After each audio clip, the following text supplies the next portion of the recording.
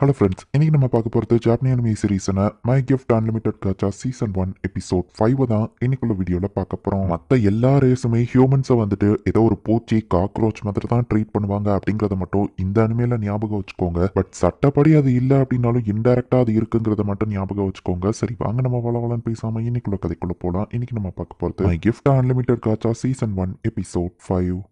ஃபாரஸ்ட்குள்ள இருந்து இப்போ ஒரு பெரிய மேண்டிஸ் வந்து நிக்குது. அந்த பசங்கள்லாம் செத்தோம் அப்படின்னு சொல்லி பயப்படுறாங்க. 10 வருஷத்துக்கு முன்னாடி இதெல்லாம் அழிஞ்சிடுச்சுன்னு சொன்னாங்களே, இது எப்படி இங்க வந்தது? மியாவோ மேஜிக்கை யூஸ் பண்ண அப்படின்னு சொல்லவும், நாங்க இதை ஹண்ட் பண்ணா உங்களுக்கு எதுவும் பிரச்சனையா நம்ம ஹீரோ கேட்கறான். அது வெறும் லெவல் 500 தான் அப்படின்னு சொல்லி நெமோ சொல்றா. இல்ல, நம்ம இங்க இருந்து போய் கில்டு கிட்ட ரிப்போர்ட் பண்ணோம் அப்படின்னு அந்த பசங்க சொல்லவும், கவலைப்படாதீங்க, எதுவும் ஆகாது, இந்த பூச்சியை நசுக்கலாமா நம்ம ஹீரோ கேட்கறான். கோல்டு போயிட்டு அதை அட்டாக் பண்றான். அது மேல பெருசா ஸ்கிராச் விழல. ஓகே, அதோட லெக்ஸ் எல்லாம் ஸ்ட்ராங்கா இருக்குன்னு கோல்டு பாக்குறான். ஃபயர் ஆரோ அப்படின்னு சொல்லி நம்ம ஹீரோ பவர்ஃபுல்லான அட்டாக்கை யூஸ் பண்றான். அப்படி இருந்தும் அதுக்கு எதுவும் ஆகல. ப்ரோ, அவன் என்ன பண்ணான்னு பாத்தியா? அது எவ்வளவு பெரிய விஷயம் தெரியுமா? இன்கான்டேஷனே இல்லாம கேஷ் பண்ணிருக்கான் அப்படின்னு மியா வந்து ஆச்சரியப்படுதா. ஒரு ப்ராப்பரான நைட்டா அப்படி இருக்கணும், நீங்க என்ன பார்த்து கத்துக்கோங்க பசங்களா. ஸ்வாட வச்சு மட்டும் இல்ல, ஷீல்ட வச்சு கூட எதிரியை அட்டாக் பண்ண முடியும். டைமிங் தான் முக்கியம்னு கோல்டன் ஷீல்ட வச்சு அது காலை தடுக்குவோம். அது கால் உடையுது. எதிரி ஆஃப் கார்ட்ல இருக்கும்போது டக்குன்னு நம்ம போயிட்டு அட்டாக் பண்ணிடணும் அப்படின்னு சொல்லி கோல்டு அந்த பசங்களுக்கு சொல்லி கொடுத்துட்டு இருக்கான். ஃபயர் ஆரோ வச்சு திரும்பவும் நம்ம ஹீரோ அட்டாக் பண்றான். பட் இந்த தடவை அது வளைஞ்சு வந்து மேல இருந்து அட்டாக் பண்ணுது. ஆன்டி சூர்வால அதை டாஷ் பண்ணிட்டாலும் திரும்ப திரும்ப அது வந்து அட்டாக் பண்ணிட்டு இருக்கு. ஒரே நேரத்துல 30 ஆரோஸா? வாய்ப்பே இல்லைன்னு மியா ஆச்சரியப்படுதா. அது காலை நம்ம ஹீரோ துண்டாக்குறான். அது கதையை முடிங்க நம்ம ஹீரோ சொல்லுவோம். மேண்டிஸ் பயந்து ஓட ஆரம்பிக்கவோ ஃபயர் வால் அப்படின்னு நம்ம ஹீரோ கிரியேட் பண்றான். கைஸ், உங்களுக்கு மேஜிக் பத்தி தெரியாதுங்கிறதுனால இது எவ்வளவு பெரிய விஷயம்னு உங்களுக்கு புரிய மாட்டேங்குது அப்படின்னு மியா அவ ஃப்ரெண்ட்ஸ் கிட்ட நம்ம ஹீரோவை பத்தி புலம்பிட்டு இருக்கா.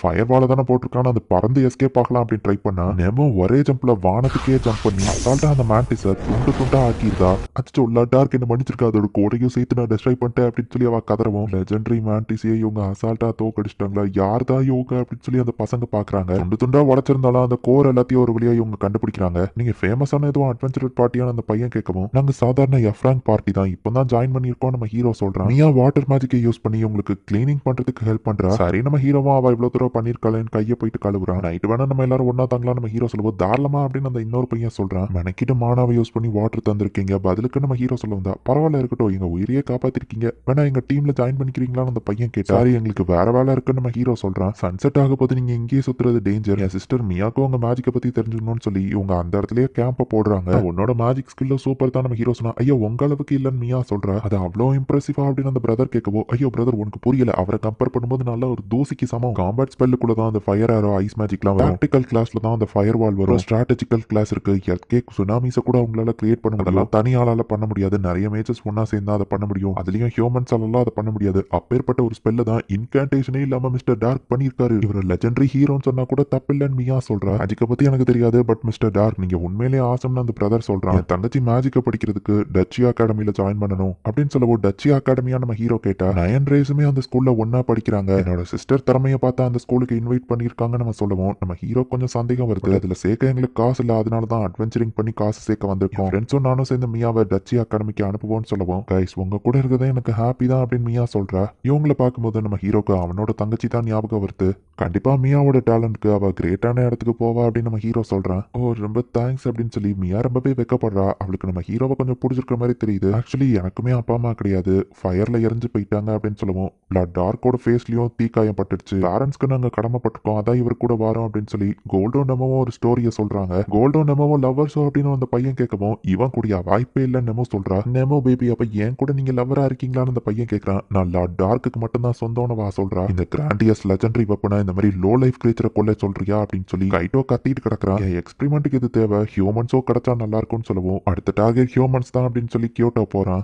டார்க் இவ்வளோ ஜெம்ஸா அப்படின்னு சொல்லி ரிசப்ஷன்ல இருக்கிற எல்லா அட்வென்ச்சர்ஸும் ஆச்சரியமா பாக்குறாங்க. ட்ரிபிள் எஸ் ரேங்க் கொடுக்கணும் சொன்னதுல தப்பே இல்லன்னு ரிசப்ஷன் லேடி சொல்றா. நம்ம ஹீரோவோட அந்த அட்வென்ச்சரிங் பார்ட்டியை எல்லாருக்கும் தெரிய ஆரம்பிச்சிருச்சு. எல்லாரும் நம்ம ஹீரோவை நோட்டீஸ் பண்றாங்க. பிளாக் மால்ட்டியான்னு ஒருத்தன் பார்க்கவும், என்ன பிளாக் மால்ட்டி நம்ம ஹீரோ கேட்டா, உங்க பார்ட்டியை எல்லாரும் அப்படிதான் கூப்பிடுறாங்க, நாங்க ஒன்னும் பிரச்சனை பண்ண வரல, 5th ஃப்ளோர்ல நீங்க அந்த மேண்டிஸை தோக்கடிச்சதை கேள்விப்பட்டோம், ஹியூமன்ஸ் அதை தோக்கடிச்சதை நம்பவே முடியலன்னு சொல்லுவோம். அப்ப டார்க் என்ன போய் சொல்றாருன்னு சொல்றியா நெமோ மிரட்டவும். ஆக்சுவலி நாங்க உங்களை பாராட்டலாம் தான் வந்தோம், ஏன்னா மற்ற ரேஸை கம்பேர் பண்ணும்போது ஹியூமன்ஸ் வீக் நினைச்சாங்க, பட் நீங்க தான் எங்களுக்கு ஒரு மோட்டிவேஷன் மாதிரி இருக்கீங்கன்னு சொல்லிட்டு அவங்க கிளம்புறாங்க. இந்த லோ ஹியூமன்ஸ் மேண்டிஸை தோக்கடிச்சாங்களான்னு மற்ற ரேஸ்லாம் இவங்களை இலக்காரமா பாக்குறாங்க. 5th ஃப்ளோர்ல இருந்து இன்னைக்கும் ஸ்டார்ட் பண்ணலாம் அப்படின்னு சொல்லி நம்ம ஹீரோ போறான். அந்த சின்ன பசங்களை பார்க்கவும் நம்ம ஹீரோ அவங்ககிட்ட போயிட்டு பேசுறான். ரொம்ப நாளா நம்ம பார்க்கவே இல்ல நம்ம ஹீரோ கேட்குவான். ஹீரோ சொன்னா, மியா நம்ம ஹீரோக்கு ஒரு கிஃப்ட்டை வாங்கி வச்சிருக்கா, எங்களை காப்பாத்தினதுக்கு உங்க ஃபேஸ்ல தீக்காயம் இருக்குன்னு சொன்னீங்கல்ல, இந்த மருந்து போட்டா சரியாகும்னு வா கொடுக்கவும். அதான் அன்னைக்கு சும்மா பொய்யா தான் சொன்னோம், பட் நம்ம நெகட்டிவா இவ்வளவு தூரத்துக்கு ஸ்டெப் எடுத்திருக்காளா நம்ம ஹீரோ யோசிச்சு தேங்க்ஸ் நம்ம ஹீரோ ஸ்மைல் பண்ணுவோம். அவருக்கு அது பிடிச்சிருக்கு போல அந்த பையன் சொல்றான். ரிலீஸ் அப்படின்னு சொல்லி ஒரு அல்ட்ரா ரேர் கார்டு எடுத்து